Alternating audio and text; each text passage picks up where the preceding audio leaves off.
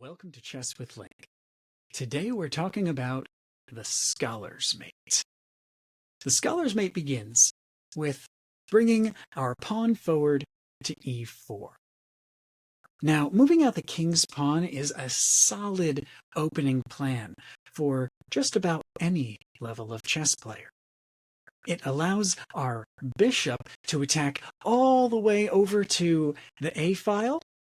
It allows our pawn to put pressure across the middle of the board while claiming one of those ever so important central squares. And if you're feeling bold, it allows your queen out early. Not that we usually want to move the queen early in the game. Black will often respond by bringing out their own king's pawn to e5, because they get a lot of the same benefits of a bishop going to the a file, a queen able to get out and fight early, and claiming a central square that lets them attack across the middle of the board. How does it continue, though? Well, if we bring our bishop to c4, it's a pretty solid opening move. In part because it gives us pressure on the king's weak spot at f7.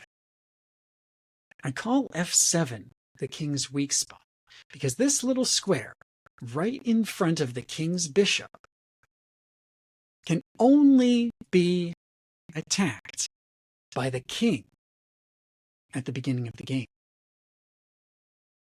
And that's part of why you'll sometimes see black respond by bringing out their own bishop to c5, because white also has that weak spot here at f2, where only the king can reach if we attack with the bishop. Okay, we've got two pawns out, we've got two bishops out, we have a lot of potential attacks, and at this point, there are many completely safe standard attack lines that we could go into. But for the Scholar's Mate, we're going to have a little fun. If white moves the queen to f3, we are threatening check. Remember how I mentioned that only the king can defend f7 and f2?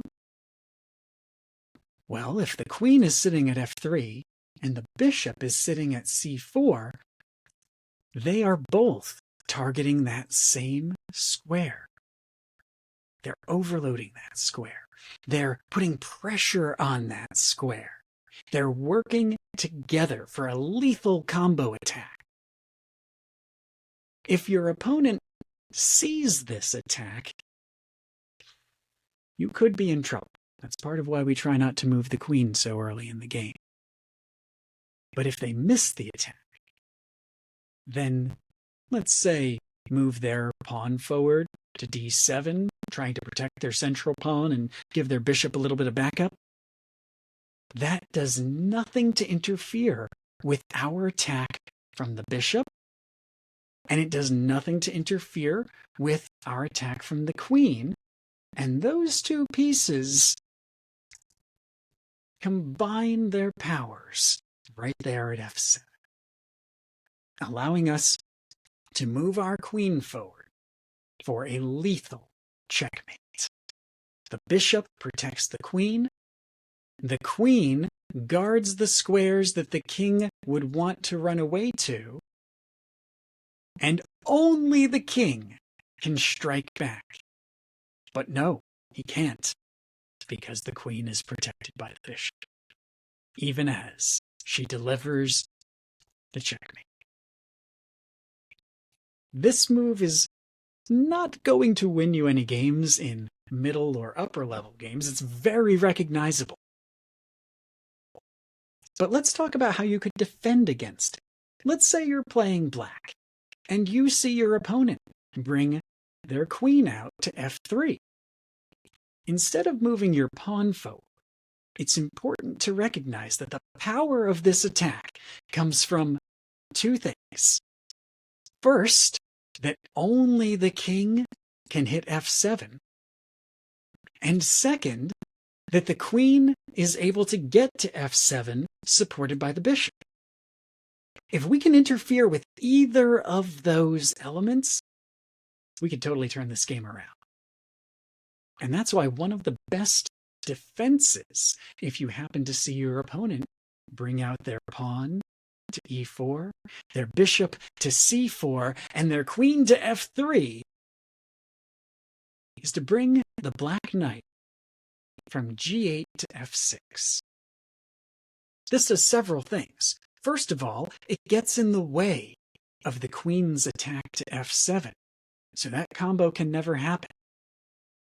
Second, it guards h5, which is another place where people will often try to sneak a queen early in the game.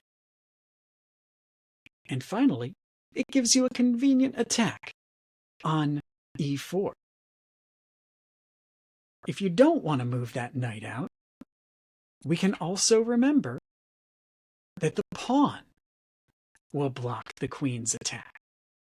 Now, this does leave some potential weak points, such as the queen going to h5, but it is a solid defense. And if we don't want to move either the knight or the pawn, well, that's where you could move your queen to e7. Moving your queen to e7 guards that f7 square. So if your opponent attacks, you can take back. You're probably going to lose your queen, but it's better than losing the game. That's why I recommend that as you're playing chess, especially at the lower levels, especially as you're beginning to learn the game, make sure that if you see your opponent bring that queen to f3, you bring your knight out. It's good policy to have a pawn, a knight, and a bishop out early in the game anyway. Now, if you're looking at this and saying, well, how do I make that attack work? How do I destroy my opponent using a combo on f7? You're already seeing the future. You're already realizing that doing combo attacks on f7, whether with the bishop and the queen, or the bishop and a knight, can result in some powerful early or mid-game advantages. And if you're playing as black, and you have successfully defended against the scholar's mate by bringing your knight out, well, now you have a bishop threatening f2. You have a knight that is threatening the center of the board and could get to f2. Not that it's as useful once the queen is gone, but you're seeing the potential of combination attacks and defending by blocking your opponent's line of action as opposed to just running away. Thank you for joining me today, folks. I look forward to hearing your comments about other fun ways to defend against the scholar's mate or to sneakily use this attack maybe 13 or 17 moves into the game. Because as long as that king hasn't moved and nothing else is threatening f7 or f2, both black and white can use the theory of this attack for some powerful strikes when your opponent is distracted over on the other side of the board later in the game. Have a wonderful day, folks.